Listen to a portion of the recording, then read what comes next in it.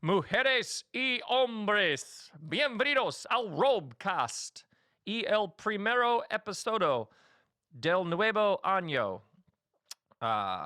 Or something like that. How are you, my friends?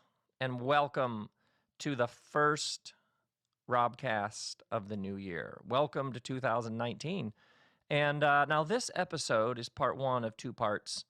And I need to give you some context about this episode. But before I do that, it's a new year, which means new tour. My new tour is called An Introduction to Joy. And basically, I'm going to go to lots of cities over the next year or two. And this is like a full-scale assault on cynicism because you don't want to be cynical. You want the joy, right? So this coming weekend, I'm going to do two preview shows here in LA at the Greenway Theater. And the Greenway Theater is this little theater. It's 99 seats. And so Saturday and Sunday, I'm doing that. And I know there's a couple of tickets left for the one night, and we just added the second night. And then the following weekend, 18th and 19th, Tampa and Orlando. And then Florida, I see you. And then there's some Kansas City and some Omaha, Nebraska. And then there's some Tulsa and Oklahoma City. Yes, all sorts of places that I didn't go on the last tour that I'm starting this tour with. So all you peoples out there, I'm coming your way. And obviously more dates and tickets will be up soon. So, but right away here we have the preview shows, which, it's so much fun to start from scratch and see what we come up with. And then, what else was I going to say? Oh, here we go. On January 1st, my beloved friend Elizabeth Gilbert and I did a show at Largo, this club here that I do a lot of things at. And my friend Liz and I went for 2 hours. So we recorded it. And so what we did is broken into two parts. And now you're going to hear the first part of me and Liz live at Largo. But now, when she and I were at dinner, must have been a month or so ago, talking about this show, she said, here's what we should do. We should have a song play, and we should go out before we say anything, and we should just dance. And we should dance for so long that it gets awkward. And I said, when she pitched this idea, she's like, literally, we should dance way past the socially acceptable time of dancing in public. We should just dance all the way through the song. And then I said, Can't Stop by the Red Hot Chili Peppers. And away we went. So Can't Stop by the Red Hot Chili Peppers played. We came out and danced for the entire song. And feel free to check out the Instagram just to see a few of our moves because they are breathtaking. And I use that word breathtaking because you'll notice at the beginning of this recording, we're both still trying to catch our breath from I don't know how many minutes, because that song is like 17 minutes long or something. So that's why at the beginning of the show you hear us riffing about what just happened for a while. So that sort of gives you a little bit of what you're getting into with this. And then next episode, we'll roll the second part of the show. So, my friends, here you are, me and Elizabeth Gilbert, live from Largo.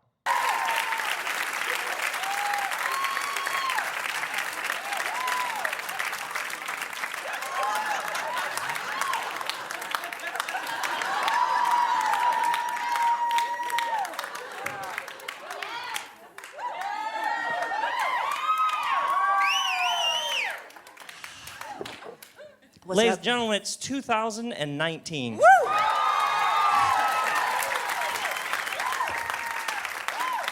Ladies and gentlemen, she is the only professional karaoke singer you know. She has a side hustle as a writer, making her Largo debut. Elizabeth Gilbert.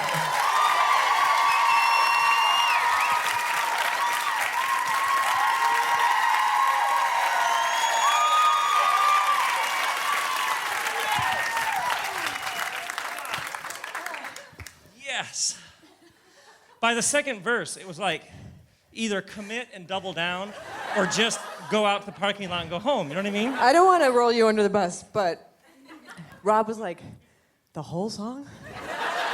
And I was like, dude, the whole song. We He's like- rehearsed that. He's like, We rehearsed. you guys, that song is like 40 minutes long. And he's like, Rob's like, any normal person would just dial it down up. We're doing the Once we whole- rehearsed it, I was like, oh, we could go easy. Yeah, easily. Yeah. Yeah. Could you go again? Let's do it. I'll do it right now, man. You don't scare me, Belle. Oh, my word. Some of you are like, what did I just get into? If you were dragged here by a friend who said to you, I know how to start the new year, this is not what you had in mind. And we'll just start there. Thought leaders. That's what we are. Couple of thought leaders just sitting around Just reading crafting thoughts. Just reading crafting thoughts. paragraphs, sentences, paragraphs, pages. Hi, Rob. How are you? I'm excellent. I'm so glad we're doing this. Me too. Whew, do you need a little more? No, I'm good. I'm more good. breath? I'm good. So we were talking about how to structure this, because we could just dance, but we figured we'd do some other things too. Show you other aspects of our work. And Our ooze. so we each came up with a series of things for the other person. So I got a clipboard that I've had for 25 years, and I wrote out my questions for Liz based on conversations we've had over the years. So I'm going to ask her a question. She'll go for a while. Then you have a thing, apparently. I have a jar that I carry with me everywhere. And in this jar are pieces of paper, and each piece of paper has one word on it. And Rob will reach in, and he'll pick out the word, and then he'll just do that Rob thing, where he's just going to riff on that word. So these are all words that I would love to hear what you have to say about. Ooh, I like this. We practiced the dance, but we didn't practice anything else. About tonight. We did that. Alec and Kristen, otherwise the two of us alone in this room doing that earlier. Which, And really feeling ourselves, like really like, Yeah. this is great! yeah. In an empty yeah. room. I literally thought to myself, I'm on fire. Because there's very few things I think that the world wants to see more than a 50-year-old white woman dancing. But it has this odd effect of if we can dance in public, That's what's your excuse, pretty much? This is our offering unto you. Yes. No shame. No shame. It's our New Year's gift to you. Okay, I'm going to start in. Because we were at dinner a couple weeks ago, and you did this beautiful New Year's riff about how you love New Year's. But then I remember you talking about learning Italian and how you loved learning a new language because you had no bad memories in that language. Yes. And then I remember you telling me when you finished a book a couple years ago, I finished that book in that house, so it's probably time to move out of that house. Yeah. So there's this interesting thing, being your friend for a while now, of you understand chapters, and you have zero problems like ending a chapter and starting a new one. So, is that a question? Yeah. I've crafted these so well. There's no question mark anywhere in there. Write a question mark. New house, new language, new year. Change. Comfortable with change. So let's start with the new year, since it is the new year. Happy 2019, motherfuckers. This is where we're bringing in the light. 2019. This is my favorite day of the year. This is my absolute favorite day of the year, every single year. Yep, because it is the most generous day of the year. You get a brand new year with no dinks on it. It's got New Year smell, like no miles on it, no mistakes. You haven't fucked up unless you did this morning. You haven't.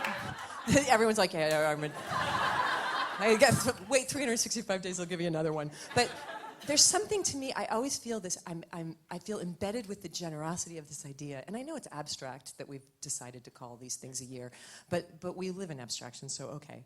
And you just, like, you get to do it again. I had, one of my favorite people in the world was my old accountant, Ernie Marshall, who was always in a good mood. And I said, why? And he said, because every day there's 2 miracles, and every day you get to wake up, and you get to try again, and you get to go to bed, and you get to put the mistakes of the day behind you.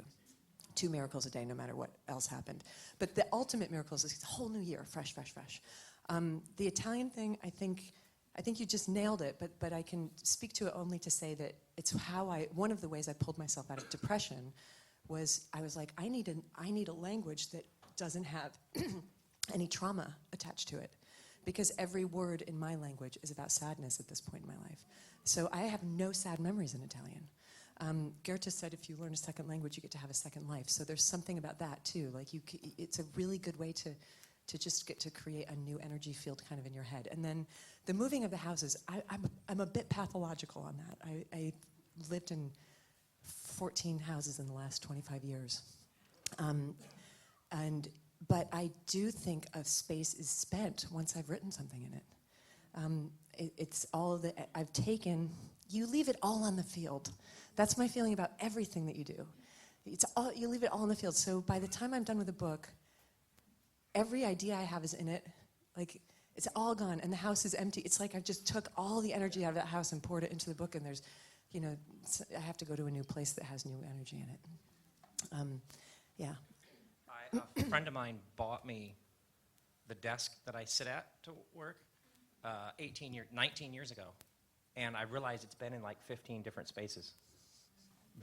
I kept moving it around to different rooms and different places, because once something was done at it in this particular room, this room's done. Space is really important. Yeah. The space that you're in around you physically is so incredibly important. I mean, most women know you can't change your hair without changing your life. It's why every single... Wait, hold on. Do you all know that? Yeah. Women know this. This is why every woman after a breakup gets her hair cut. It's just, you can tell. Also, every dude in the place is like, yeah, I pretty much understand women. Men, be careful when your wife cuts her hair short. Days are numbered in that marriage. It's true. It's like she's changing, man. She's leaving. Something's happening. But you also can't change your physical environment. My friend Martha Beck does an exercise with people where they write the part of their house, the house that they hate the most, and why they hate it, and they put the adjectives about why they hate that particular room or why they hate that particular corner. And then you also, of course, when you read those adjectives, it's a sort of insight into parts of yourself that are troubling you. And then your job is not to work on yourself, but to fix that part of your house until it's beautiful. And when it is done, you will be different. So moving to, it's a good little way to do an end run around stagnant energy. When you think about this year? I'm turning 50 this year. We have to pause. I have to give everybody just a pause. Before I go on, just a little pause so everybody can be like, no, you don't look. I know, right? No, I know, but I am. My friend Cheryl and I were talking about how every time we tell someone our age now, we just wait for that. And it often doesn't come, I'm like, yeah, I'm turning 50, and then I wait. And then they're like, great, you're turning. And I'm like, you're supposed to. Let's all do this together. Let's do Liz, you don't look a day over, and then you just shout out. Throw a hey, name, throw ready? a number. 1, 2, 3. Liz, you don't look a day over. I heard 20, I'm good. I think you could just pick the lowest one. So this year, I'm celebrating by taking a whole bunch of trips with people who I love. I didn't want to have a party, but I want to take particular people to particular places to have experiences with them. So that's what I'm going to do all year. Starting next week when I'm going to Mexico with my best friend from 4th grade. I know. She also doesn't look 50. Reach in the jar. Okay. Not that one? No, I'm just kidding. Courage.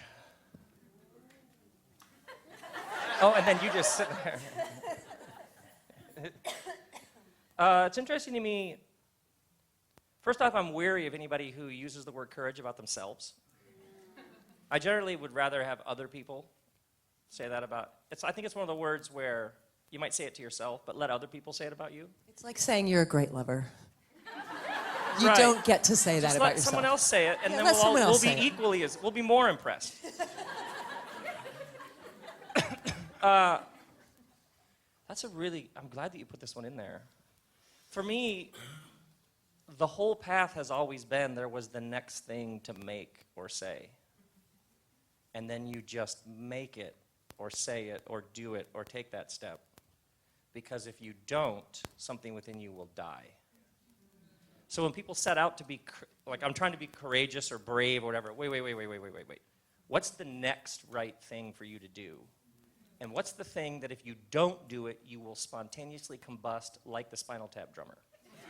Like, what's the thing in you that if you don't do it, something within you will die? Some part of your soul will shrink. That's, to me, far more compelling. And it inevitably will require some level of courage or bravery. But that will not be the goal. That will just be something that happens along the way. So the thing is, the destination is the thing that you want to become, transform. Courage is the portal to get to the thing. Right, or what's, there's this great line from the prophet Jeremiah. I could go 10 minutes without an Old Testament reference. There's a fire within me. It can't be contained. I love the idea of an inner fire. And often this exists in pre-verbal categories. So often what happens is you're trying to explain to this person why you need to move there, why you need to make this, and you're trying to make a logical, rational argument for why you need to do that book, that project, help that group of people. Generally, when something is coming from, the Greeks had this word splankton. Splankton is like your guts. It's how the ancients talked about the place that you actually live from. Because there's all the stuff that we all intellectually assent to, right? Like, I don't think that money brings happiness. And then there's how you actually live, which is more money would be awesome. So there is this place that we all actually live from. And transformation occurs when there's a rupture there. Because otherwise you're just rearranging intellectual furniture, which doesn't really shift things. It's when something in here no longer can function like it did. And this is pre-verbal. So oftentimes the thing that is the thing you're here for, if you're having to defend it, apologize for it, or give a rational argument for it, that's probably a sign. Don't waste your time. Just listen to it and follow it. And it will pull out of you courage and bravery and all sorts of things. That's always how it works. And what's interesting when you listen to people, anybody who's doing something that you find interesting, and you listen to their story, how they got into this, how they made that, how they created that, there are always these small moments when they're like, and then there was no money, my credit card was maxed out, my family didn't get it, but I knew. There are always small moments that are actually massive in the retelling. At the time, it's just this one next step. So when I meet people who are talking about hero's journey, courage, bravery, I just want to change the world, I'm always like, hold on. Right. Let's set aside all of that stuff from your Instagram quotes. And what's the least sexy next step that will probably be done probably not that people will be watching? What's that one? And if you do that, now we're on to something. Have I told you my favorite definition of magic? No. Shall I? Yes. Okay. Is it big? It's huge. It's big. Magic is nothing more than the next thing that wants to happen.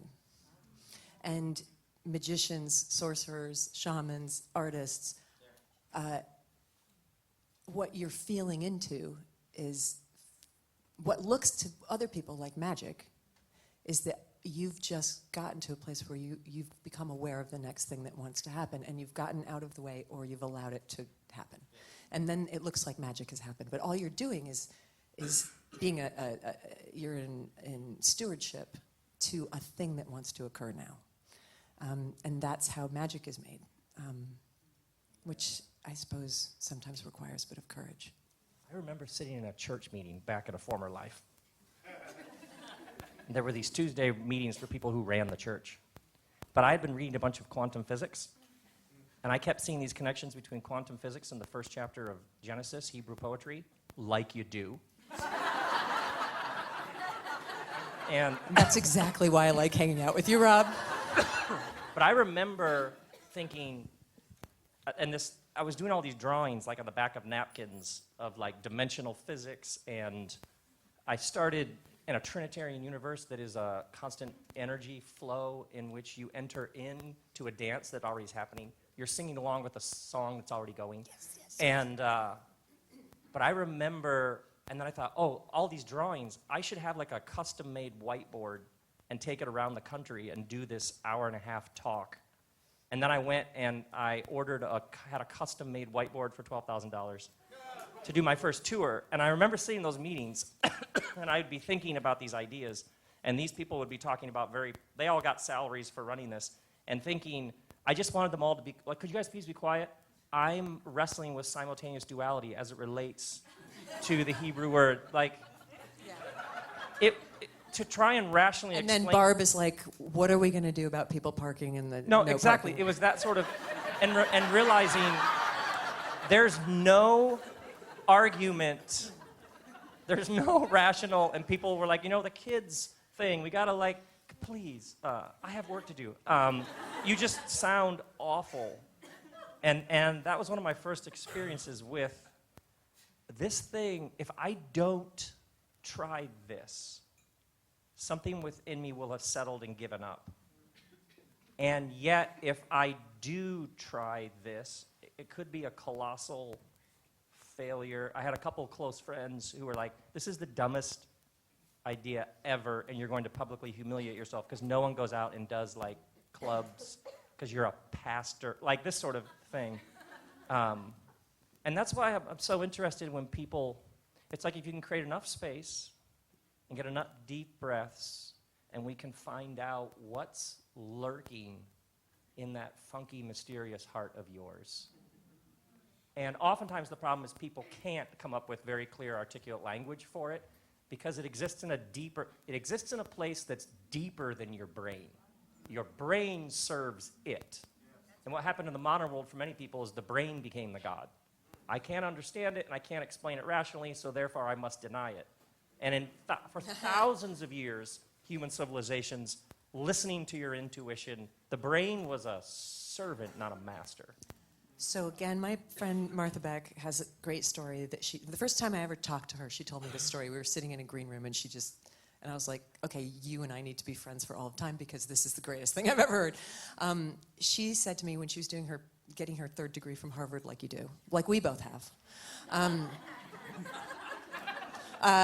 She was getting her PhD from Harvard, and she was in sociology, and she was doing a PhD on women who had risen to positions in the world that most women are not in. And she was traveling around in all different realms, talking to powerful, interesting, creative women who were doing things that are just way beyond what a lot of women are doing, and trying to figure out how they got there. And she said that every single conversation was the same. She would sit down with them, she'd have a tape recorder, they'd start to talk, and they'd start to sound like business school manuals where they would say, I fostered contacts, and I got rid of toxic relationships, and I worked harder than everybody else, and I got up at 5 o'clock in the morning. And she just kept thinking, this isn't it, because that's what everyone is told, that's what everyone does. Why are you here? And she would just push and push and push, and they would just keep spouting mundane sort of white noise, and then she'd push to the point where every single one of them would finally just drop something, look over their shoulder, and go, can you turn that tape recorder off? You want to hear what really happened? And what really happened was a mystical vision. Every single one of them would say, I heard a voice, I had a dream, there was a force compelling me, I was told to move to Baltimore. I was instructed, and they'd all followed it. And it had nothing to do with any of that other stuff. Love it. I just like the turning off. Like, can we be honest about what's actually going on here? Yeah. Everybody at some level is a mystic. If you listen. Yes. Oh, that's good. Oh, okay. Should we keep going? Is that good? Yep. Are you guys done? Are we good? Okay, this one. Here is my observation. You survived a massive hit. Well, here's what I mean. Everybody wants to get a hit in whatever line of work they're in. But what I noticed being your friend is you're never introduced without Eat, Pray, Love somewhere in there. Everything that you've done since then, that work gets mentioned. Everything you do since then, that work gets compared to it. But what I noticed right away is that there's an underbelly to having a giant hit. That everybody wants the hit, but watching up close, and I have a couple of friends in television, one in music, and you who got these huge hits, but then their life kept going, is that there's like an underbelly to the hit, which is everything you do from here on out won't sell as much or be as widely known, and everybody will feel free to remind you of that. And yet, excuse me, you made peace. I've never seen you be anything but kind and gracious and large and welcoming when somebody wanted to talk about something that you did 15 or 20 years ago.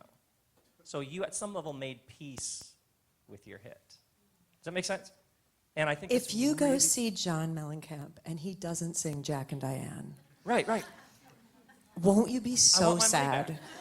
And aren't you so glad that he's continued to make music, but don't you really want to hear him sing Jack and Diane? I do. You know, like, yes. How many times has Bruce Springsteen sung Born to Run? He doesn't, he doesn't complain about it. It's like, it's an honor to have yes. made something that people care about. Yes. I do this work because I want it shared. And I also don't feel like it's the job of anybody in the world to keep track of my artistic career other than me. So when people come up to me and they say, I loved your first book, you know, Eat, Pray, Love was my fourth book, I don't go, Eat, Pray, Love was my fourth book. Like, I don't expect you. It's not your fucking job. It's not your fucking job to keep track of what I've done. It's not, nothing about my life is your job. Nothing about my life is your job. So how you see me isn't my job. You know, so if somebody comes up to me at the Dallas-Fort Worth airport and says, I loved your first book, I know what they're talking about, and we can start there, you know? And if they say to me after that, do you think you'll ever write another book?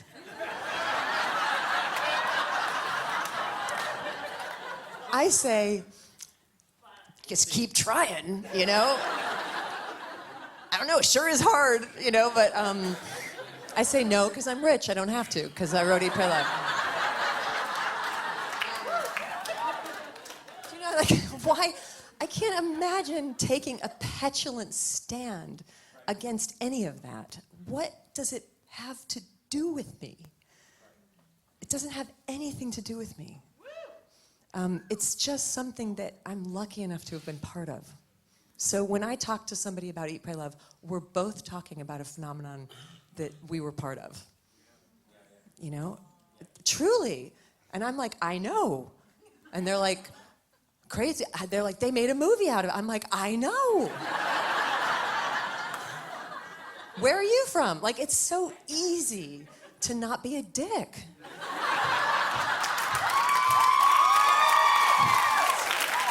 It's so easy. It's the easiest. It's so easy. That's my answer, Rob. That's my answer, Pastor Rob Bell. And the other lucky thing is I have this engine in me that's part of my operating software that I didn't put there that just keeps saying, write books, write books, write books. So that's my only business, is to attend to that. You know, that's my business. The rest of it is none. I felt the same way about it. It's so weird. I've had this, when I had years of rejection letters, sending short stories out and getting rejected. I started sending short stories to the New Yorker when I was 18. I was like, you know what, you guys should look at this. I wrote this in English class. You know, but I just felt like, hey, I made a thing. You know, where do things like this? I've heard of this magazine. I'm going to send them a little letter, and maybe they'll want to put it in their little magazine that they do. They didn't. They still don't. But I, you know, I just kept putting stuff out in the world, and I remember this feeling. I remember getting, like, you know, I've got files of rejection letters, and I remember getting a rejection letter once from Harper's back in the 90s, you know, and it was another rejection letter, and I remember feeling this like weird bubbling hilarity when I got it, and I was a waitress and a bartender, and I remember opening it up, and it was like, thank you very much, blah, blah, blah. And I remember reading it and being like, it is adorable that you guys think I'm going to stop doing this. Just because you keep saying no. Like, this has nothing to do with you. Like, this is what I do. This is what I do. So it's what I did when I was nobody. It's what I did when I was somebody. It's just what I do. Years and years ago, there was this guy came to me. He's like, I want to be a speaker. I was like, well, you can follow me around every day if you want. That's all I got for you. And then, so he started coming with me everywhere. He would come to the therapist with me. I just brought him everywhere. It was awesome. And then he started getting invited to go speak places. And he had Did you go with him?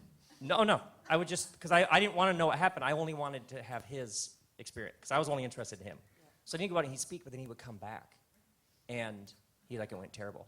He's like, why? He's like, well, I went out and I started with a couple jokes. I had some profound things. It was like a sermon, but I started with, and they didn't think it was funny. And then I just I kind of caved. And quite quickly it was like, oh, your joy was in their hands. Like, you walked out and handed this room full of people all the power. And you handed them your joy. And then you waited for them to give it back. And then you read their responses. Maybe they were thinking deeply about what you said. But you read their response as you weren't funny, profound, interesting. And it's why comedians talk about you have to go out and kill it or it will kill you. And I remember with him, like, okay, here's how it works. You're going to get a microphone, and you're going to go out there, and you're going to have an experience. And people are going to be welcome to join you in that or not. But you're going to have the experience. And to this day, like tonight, I feel that more than ever. I do this thing. You should have seen us backstage. We're like giddy. We're like, we get to go through this. We like this more than ever. Love this. Love it. Book, talk, except whatever it is that we do. I'm going to go have an experience, and I'm going to witness to it. And you are welcome to witness to it as well. But there's no, wall here. And that's how the thing works. Everyone's invited, no one's required. Correct. You know, that's Correct. it. I love that. Oh, my goodness. Reaching my jar. Resilience. Resilience. Well, there's this interesting thing. Every December, I go through this weird death where do I want to keep doing this? Like, I have to put the whole thing back like this. Do I have anything more to say? And Chris and I have this running joke that maybe I'll just go sell shoes, because I think I would be good at it. But I think part of resilience, you have to keep going back to you have options. And where is the joy? And what is the thing that you have to do? And if you don't do it, something within you will die. And you have to keep returning to it. Now, I dug up a memory recently. Because somebody mentioned they were writing a memoir, and I started thinking, if I were to tell my story, what's my first memory? And my first memory is the house on Sandalwood Drive in Okemos, Michigan, Briarwood subdivision. You know where it is. There was a bus stop in front of a house, and it was 1972. I was 2. My sister was born in the fall of that year. But these high school kids would go, and elementary school kids, and meet at the bus stop. And I got in this habit in the mornings of getting out the front door of the house at 2 years of age and pulling my pants down and peeing off the porch, and I would gather a crowd of kids.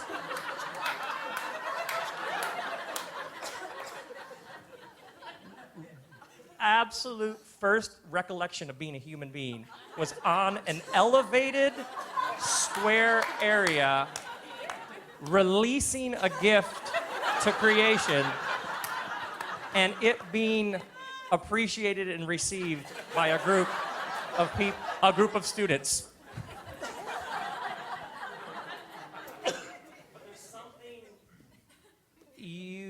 I think resilience is related to return. You have to keep returning to who you are. There's this great story about Rabbi Akiva, lived 2,000 years ago. Great master rabbi. One night he's walking home to his village. It's dark, it's late, it's foggy, and he misses the turnoff to his village. And he ends up, instead of going to his village, going down the other way down the path, and he ends up at the Roman military outpost that was in his region. And he gets up to this massive wall, and at the top of the wall is a guard, and he hears a noise up top, a rustling, and the guard yells down, "Who are you? And what are you doing here?" And the great Akiva says, "Excuse me?" And the rabbi and the soldier yells, "Who are you? And what are you doing here?" And Akiva says, "How much are they paying you?" And it's quiet, and the soldier says, "Excuse me?" And Akiva says, "How much are they paying you?" And the soldier shouts down, 10 denarius a week. And Akiva says, "I'll pay you twice that to come to my house every morning and ask me those two questions." Who are you, and what are you doing here? Some of you got that slow burn. I added a coda just for you who were like, wait, what were the two questions? Come on, guys. Should have seen that coming up from the fort, but okay. And so oftentimes resilience is seen as, I think it's something that is birthed within you, which is, this is who I am. This is what I'm here to do. I'm going to do this regardless of the outcome. There's something in it that will always, it will probably also be some dance between your joy and the world's need. And if it's all you and nothing about the greater good, there's probably something off. And if it's about the greater good, but it doesn't somehow light you up, that will only last so long. The number of nonprofits around the world I've noticed where they're there to save the world and they're all miserable because they got so caught up and we're going to feed all these people, which is great, but not attending to their own sort of joy and grace and fire. You are loved whether you feed anybody or not. Let's start there. You are a divine daughter. You are a son of the divine exactly as you are. Or how about this one? There is nothing to prove. Or how about this one? There is no ladder to climb. You're already there. Sometimes you need that.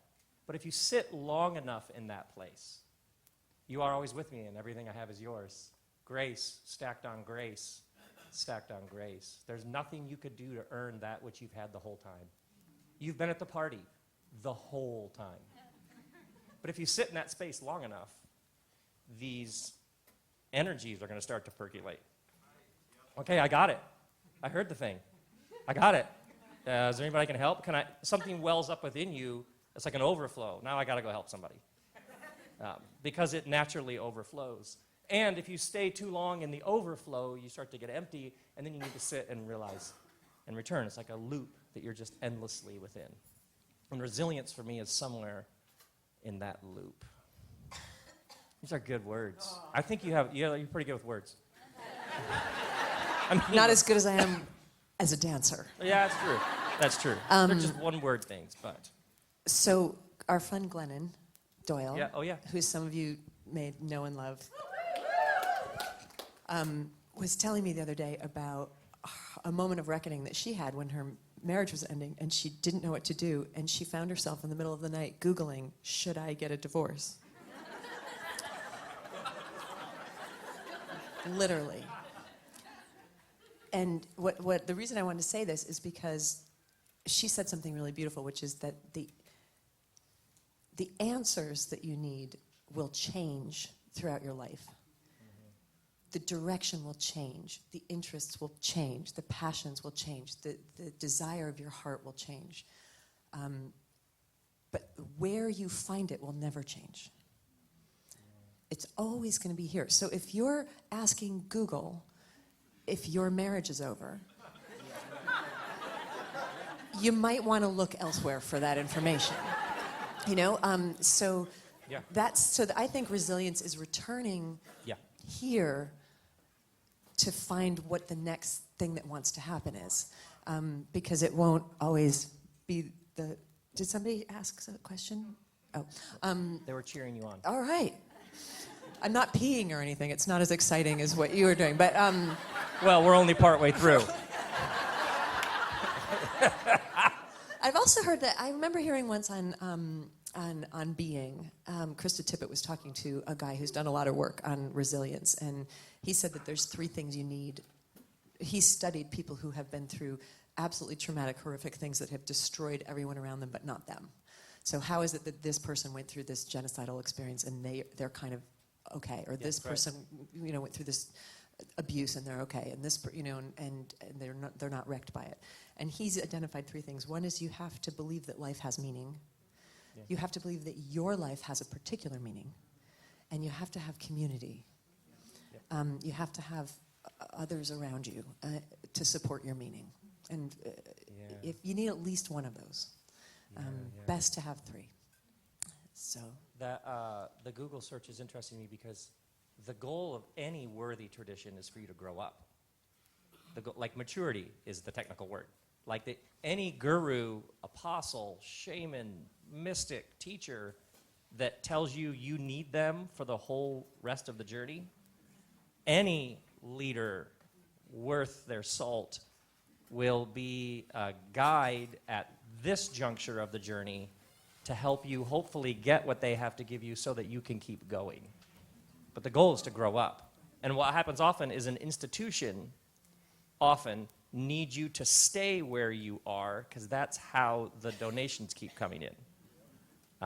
And so the thing stagnates when in fact somebody who truly has your best interest in mind is like, hey, I want to help you grow up so that you won't have to keep coming to me no matter how helpful I am right now, that ultimately you'll begin to learn, whatever was in me, you'll begin to see is in you.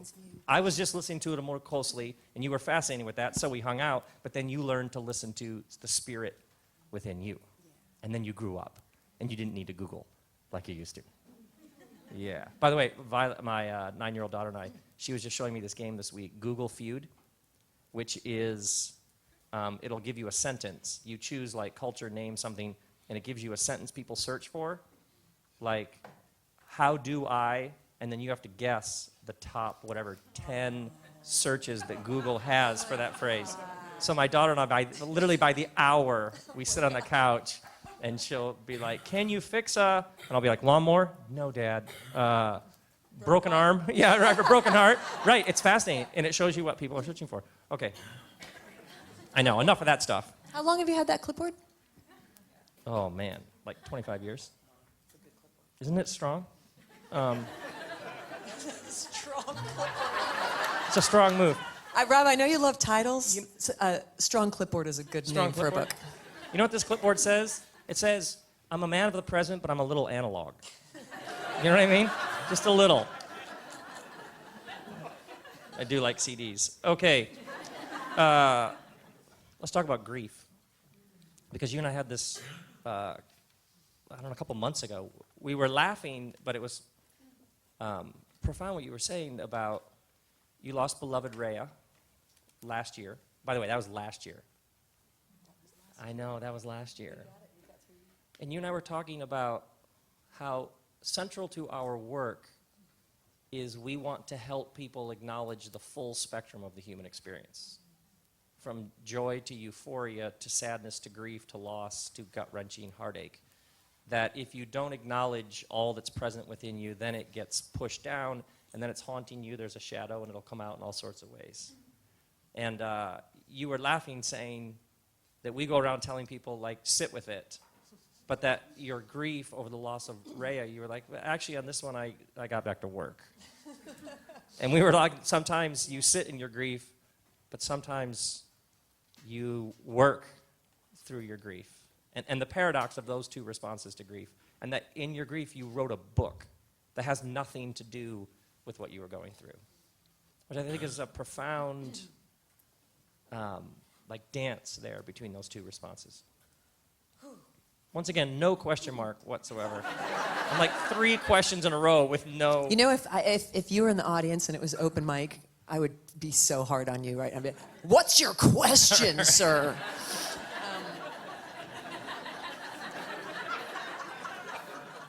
So, okay, let me find this, what I want to say.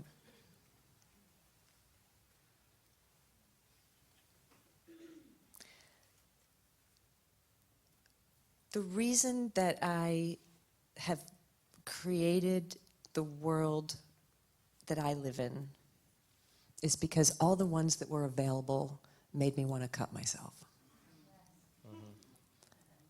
All of them. You know, everything I saw, I was like, I can't. You know, it was just one modality after another was handed to me and felt like death. From the conventional, you have to get married and have 2 kids and work at the same job for 40 years, live in the same town forever, to its opposite, which was offered as you can be an artist, but you'll be suicidal, because to be an artist is to suffer. So that sucks too. So what's the point of leaving conventional life to go live an unconventional life if the answer is still the assumption of suffering? It was, you know, my whole life has been about inventing a world that I get to live in that's joyful and rich and love-based and passionate and exciting. That invention is so deliberate in me, it doesn't stop with grief. So nothing yet has come and hit me that has interrupted the creative invention of my life. So Rhea's death has been the most creative experience of my life. How am I going to do this? You know, how am I going to lose the one person in the world I can't live without? How am I going to do that in a way that's in accordance with the way that I insist on living? Because to not live in that way, I might as well not live. You know, so I think of grief as an incredible artistic challenge. And it's, so one thing I wanted to say about our dancing is what I almost said at the end of our dancing was, that's what grief looks like. That's what grief looks like in my world. I've danced this year. Rhea died January 4th, so we're 3 days away from the 1-year anniversary of her death. Almost immediately after her death, within a week or 2, I started dancing. And I've danced every day. And it's my response to the way that grief settles in your bones, the way that sorrow, you know, you're taught this stuff, you guys, and you don't have to fucking eat it. You're taught that things look away. You're taught that you're supposed to feel away. You're taught and shown these modalities. It's people doing their best, but you get to find it yourself. And for me, I couldn't bear the physicality of the weight of it. And the opposite of that weight is dance. And I'm no dancer. Yes, you're a great dancer. I know, but this is nothing I've ever done. You know, this is nothing I've ever done. It was following some sort of a command that said, move through this so that it can move through you. And sometimes the dancing looks like that. Other times it's Leonard Cohen and I'm weeping. And I'm moving through my weeping physically. I refuse to lay in it. You know, there's times where it pins you down, but I'm just, my whole life is about this, like, getting out of this wrestling embrace that things got me in. You know, depression has got me pinned. I'm gonna learn Italian and flip it. You know, like grief has its foot on my neck. Dance out of it. You know, it's just this it's this stubborn, I won't stay pinned, even for Rhea. Because it's not an honoring of Rhea to stay pinned. It's not what she was. You know her. She wasn't that, you know? So in that, what happened too is that I had a book due. So I had a novel before Rhea got sick, when I was still married, when life was on a certain path. I had sold an idea for a book, a novel about New York City showgirls in the 1940s. I've always wanted to write a book about promiscuous girls who do not get punished for being sexual. It's an impossible story to find in literature. And I she gets kicked out under the wheels of the train. You know, Madame Bovary, drink the poison. It's like a death, desire, death. It's not been my experience with desire. It's not been a lot of women's experience with desire, that you usually don't have to commit suicide because you wanted to have sex. But most novels are about that, right? So like I wanted to write about like just these girls who are just wild and passionate and free and New York City in the 1940s, and I just pictured, I always have a feeling like back here about what a book should feel like, and I wanted this book to feel like a tray of champagne cocktails just getting knocked back, really light. So I sold this book called City of Girls, and then did research on it for years, was in the middle of working on it. Rhea calls, they found masses in tumor pancreas. Within 3 weeks, I've left my marriage and changed my entire life and told her that she's the love of my life and I'm gonna take care of you until you die. Pivot. Fucking pivot, you know, because that's what wanted to happen next. That's what had to happen next. I had a vision of my life if I didn't do that, and that vision was the most horrible thing I'd ever seen. So it had to be this, right? So I just forget about the novel. I don't care. I don't, you know, just 18 months of horror going through Rhea's death. They gave me an extension, and then 2 weeks after she died, I said to my agent, I need another extension. I can't write that book this year. This is crazy. It's due in August. She died in January. I hadn't written a word of it. I just had the research. And my agent called. This is a completely true story. My agent calls my publishing house and says, you know, Liz is not going to be able to deliver that book. And they were like, oh no, she has to. It's due. And I had this weird thought where I was like, do you guys know who I am? Like, kind of a big deal. Like he would sort of. I can't get another extension. And of course I could, and she called, and she said, we can fight this. But what happened in that moment when she called and said, oh no, it's due on August 1st, was I felt this thrill in me that rose. And it was the first zhuzh that I felt after Rhea's death of life, of like the challenge, the fight, the you know, there's that great line from Winston Churchill that says, we have not come all this way and crossed all these mountains and valleys and deserts because we're made of sugar candy. No one in this room is made of sugar candy. We are all the descendants of thousands of generations of survivors. We like challenge. You need it. You need to be chafed up against something in order to find your muscle, to find. So for me, what I thought I wanted, was for them to say, poor Liz, she's just lost her partner. She's been through this horrible experience. Of course, darling, rest with a cold napkin over your head. But what I wanted to happen here in the pre-verbal place was for somebody to say, you've got 5 months from the darkest grief to write a book that goes down like a pile of champagne cocktails. Go. That's what this wanted.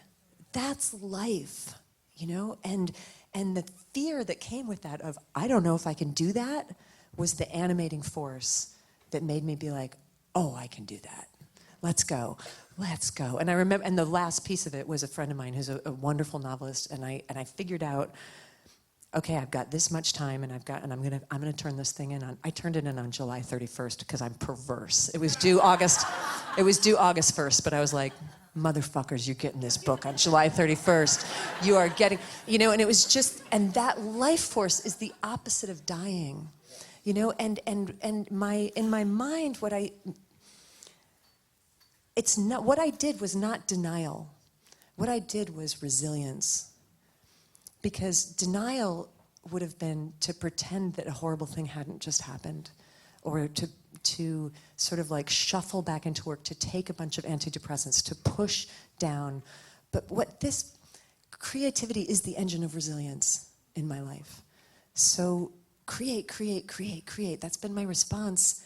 Whatever hits you, create. Death, create. Divorce, create. Pain, create. Failure, create. Success, create. What should I do next? Create. Constant creative response. And so I started this book in the depths of grief, and I ended it in this joy of having felt like I just had a bunch of champagne cocktails. And I wrote the happiest, lightest, sexiest book of my life. I wrote the sexiest book of my life while grieving my lover, sleeping in an empty bed, crying every night, and waking up the next day and writing about sex and joy and pleasure, and pulling myself from there to here, and feeling Rhea being like, babe, do it, come on, go, show 'em, slay, because that's who she was, you know? So if I'd had to go to a grief circle, you know, which great, if you have to go to a grief circle, go, but like for me, that's not where it's gonna be. That's not where my resilience is gonna be found. It's in the response that I felt in my mind to the thrill in my gut when they were like, oh no, this is due. And I was like, oh, it's on. You know, that was me coming back to life. You're welcome.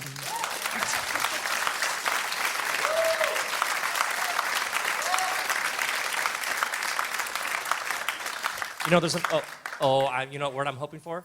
Zhuzh. Shush. Actually, though, there's an old poem. There's an old poem. In the beginning, God created the heavens and earth. What's interesting about this old poem, in the beginning, God created the heavens and the earth. Now, the earth was formless and void, and darkness was over the waters, and the Spirit was hovering over the waters. Which is interesting because in ancient consciousness, waters are chaos, void, abyss, but Spirit hovers over them. And the imagery of hovering is like a bird fluttering its wings right above it. And then in this old poem, Spirit descends into darkness, chaos, formless, void, abyss. And out of it comes all of this color, texture, diversity according to their kinds. So it's when you come across the abyss, the darkness, the rug has been yanked out from under you. Spirit is hovering there somewhere. And so part of the spiritual path is you're learning in those moments when you're most like, it's dark, formless, void, empty, and abyss. Oh, these are the primordial forces of creation. This is how the thing works, because it's out of that comes, according to their kinds, things get separated, distinctions get made. That's the explosion of creation and creativity. And you see Rob Bell, everybody. well, what's interesting is the human reflex, especially if you're not in a setting that understands this. The reflex is often to shut down and be like, I have nothing. Whoa, wait. At the moment when you most want to put your head down, fold your arms, and just retreat, is, oh, no, pay attention here.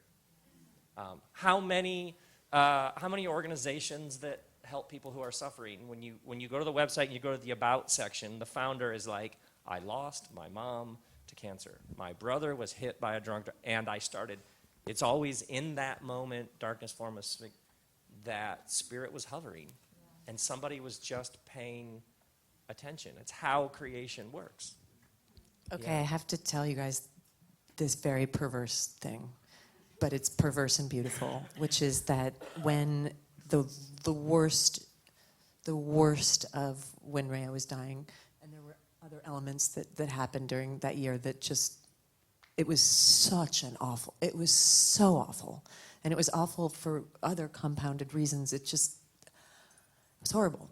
And I remember going out of our apartment one day, and I was so broken and walking down 10th Street, just destroyed, and starting to pray, walking down East 10th Street in the Village. And the weirdest fucking prayer bubbled up within me that I can barely even say now because it was so weird, but it was so true, and it was so exciting. And I just looked at the sky and I said, make this even worse for me. Because, like, shit had gotten, it was so bad. And I just said, whatever you're doing, just do it. Like, don't half kill me. Like, whatever you're trying to make me into through this, do it 100%. Do it. Grind me into dust. And let's do this. Because I don't see yet what this is that you're trying to teach me, because this is horrible. So you're going to have to make it worse so that I can see and get the point of what it is I'm supposed to be learning or growing into. Because right now, this is just medium hell. So I'm going to need you to dial it up. I meant it. And I was like, do it. Come on. Bring it. Like, what are you doing? Like, because just things were happening that was like, and it got worse. The cool thing about that You is say it when like, and then it got worse. right? Because it was exciting. My prayer was answered. But the great thing about that prayer is that when it gets worse, you're like, oh yeah. It's an odd clarity. It's like, yeah, this is what I asked for. And in that, finally it happened where I was so, the shards where I saw it, and I was like, okay, this is what you're asking me to shed. This is what I can no longer be. This is the me who has to die now. I'm on it. Got it. And it turned from there. But sometimes you need, I do feel like the universe tries to change you first with gentleness and bliss and love. And then if that doesn't work, they bring a hammer. And if that doesn't work, they bring the wrecking ball. And if that doesn't work, they drop a building on you. And I was like, drop the building on me. I don't see it yet. You know? But the willingness, like, I think my operative word is willingness. Like, I'm willing to go with this. I understand that this is all for me. I understand that you're doing this for me. Just make it a little more clear, because I'm a little dense, so you might have to punch harder. And then it came, and I got it. I've had that, whatever I'm supposed to be learning here, I'm not learning. Yeah. I've had prayers like, so either I'm a crap student, or you're a crap teacher. Or I'm in the wrong, like, I need to go back to an earlier lesson that apparently I skipped. But, like, just make it louder or harder, because I'd like to get it. I'm in. Look at me, I'm in, but I'm not getting it. This is how to pray. That's how to pray. On, it's Zhush. a weird way to pray, but it's it. Zhush. Come on, Zhush.